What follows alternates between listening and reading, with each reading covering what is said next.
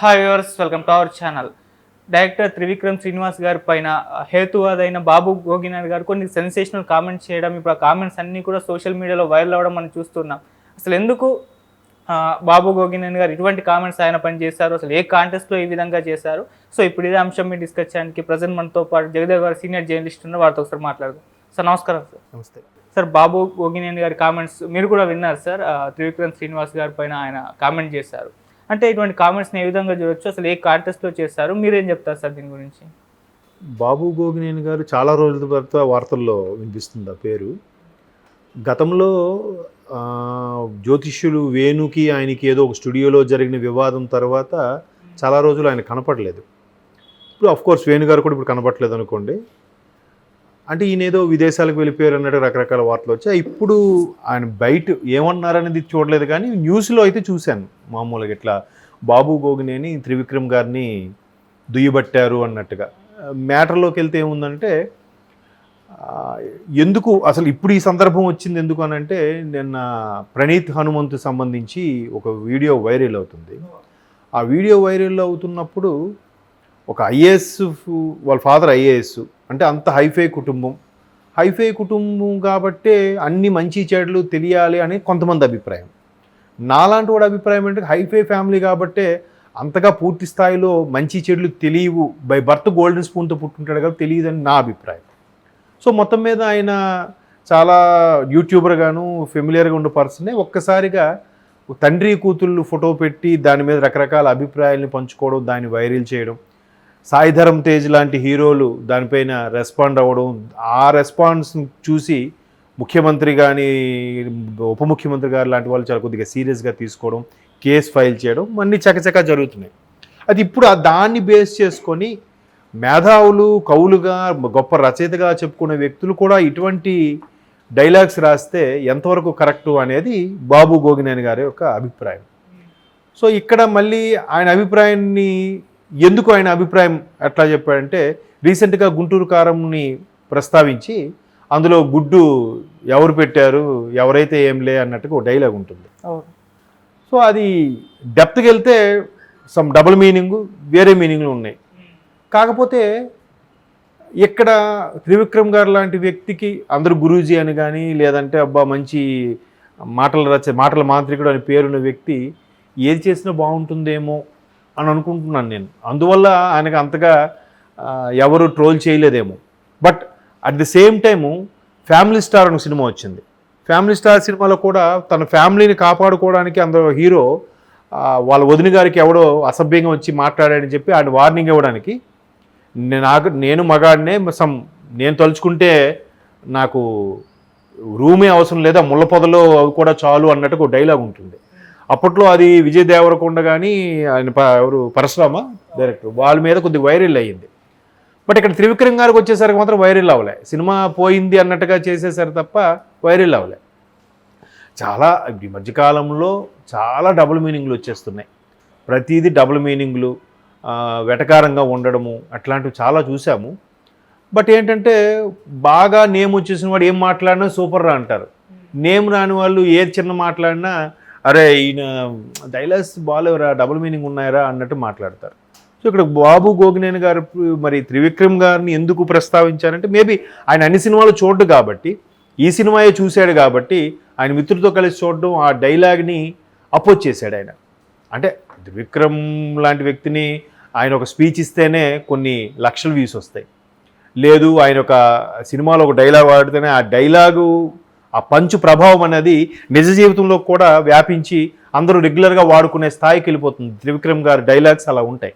So అటువంటి వ్యక్తి ఇట్లాంటి డైలాగ్ రాయడం అనేది సబబు కాదు అనేది బాబు గోగినేని గారి వ్యాఖ్యలు. ఒక యాంగిల్ చూస్తే కరెక్టేనేమో అనిపిస్తుంది, అంతే కదా. ఇప్పుడు ఆయన ఎలా ఉంటాయి, కొన్నిసార్లు సింపుల్గా నువ్వు నాకు నచ్చాలి ఒక డైలాగ్ ఉంటుంది. అతను అంతే బాబు, చెప్పెళ్ళాలి, చెప్పులేసుకు వెళ్ళాలి అని చెప్తుంటారు, నువ్వేం పట్టించుకోకుండా, అది ఓకే.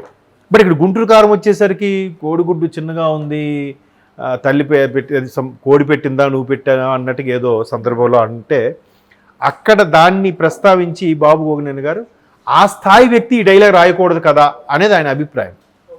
సో ఈయన్ని ఇటువంటి వాడిని గురువు అంటారా అని, ఆయన స్థాయిలు తెలిసిందేగా. ఆయన చాలా వరకు విమర్శనాత్మకమైన స్టేట్మెంట్లు ఇస్తూ వార్తల్లో నిలుస్తూ ఉంటాడు ఆయన బాబు గోగినేని. సో ఇక్కడ మరి త్రివిక్రమ్ గారి అభిమానులు, త్రివిక్రమ్ని గురువుగా ఆరాధించే చాలామంది వ్యక్తులు బాబు గోగినేని గారి వ్యాఖ్యల్ని తప్పు పట్టొచ్చు, కానీ బట్ ఆ స్థాయి వ్యక్తి అటువంటి డైలాగులు రాయడం కరెక్ట్ కాదేమో నా అభిప్రాయం. అందుకే ఆయన అలాగ అనుండొచ్చు, తప్పులేదనిపించింది నాకు బాబు గోగినేని గారి వ్యాఖ్యలు.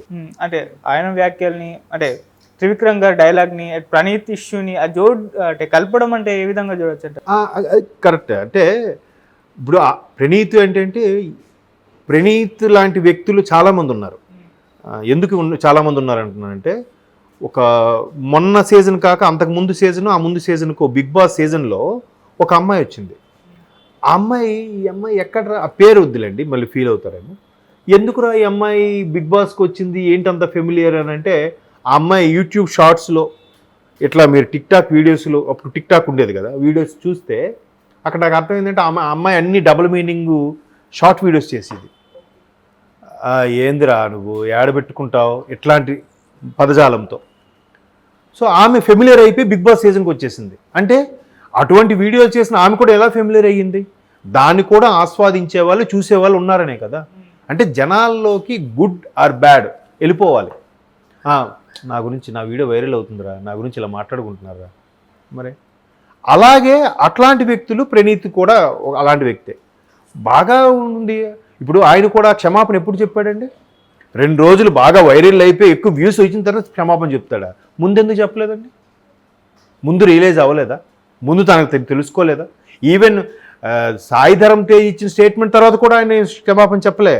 ప్రభుత్వం తరపున ముఖ్యమంత్రి రేవంత్ రెడ్డి గారు లాంటి వ్యక్తులు, భట్టి విక్రమార్క గారు ఉప ముఖ్యమంత్రి గారు, అటువంటి వ్యక్తులు రెస్పాండ్ అయినంత వరకు క్షమాపణ చెప్పలే. అంటే ముందంతా మంది ఎంతవరకు వెళ్తుందో చూద్దాంరా, ఏముంది కాదు కూడదని సింపుల్గా సారీ చెప్పవచ్చుగా.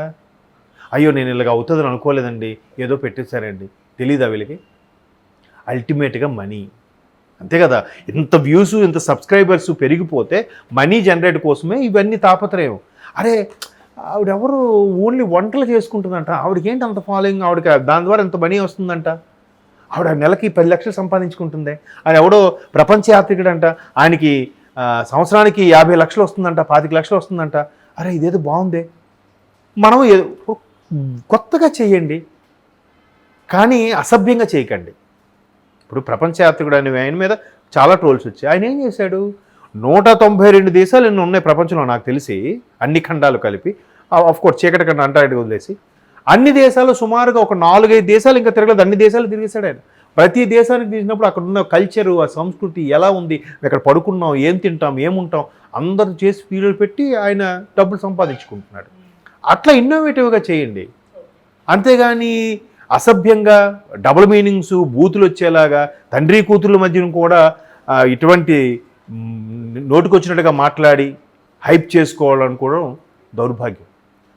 దాన్ని కంపేర్ చేశాడు. అంటే పోనీ ప్రణీత్ హనుమంతు లాంటి వ్యక్తికి తెలియదు అనుకోవచ్చు, బట్ త్రివిక్రమ్ లాంటి వ్యక్తి, మాటల మాంత్రికుడు, గురూజీ అని పిలుచుకునే వ్యక్తి, ఆయన సినిమాలో ఇటువంటి సందర్భంలో ఆ డైలాగ్ పెట్టడం ఏంటి అనేది బాబు గోగినేని గారు వ్యాఖ్యానం. ఓకే, అంటే అంత విచక్షణ, ఒక కవిగా, రచయితగా, అద్భుతమైన సినిమాలు తీసే దర్శకుడుగా అంత నాలెడ్జ్ ఉన్న పర్సన్ ఇట్లాంటి చేయడం కరెక్ట్ కాదు కదా అని అక్కడికి ఇక్కడ కంపేర్ చేశాడు. ఎలాగూ ప్రణీత్ హనుమంతుడు వైరల్ అవుతుంది కాబట్టి ఆ వైరల్ని ఇక్కడ దాన్ని లింక్ చేసి జత చేసి చెప్పాడు.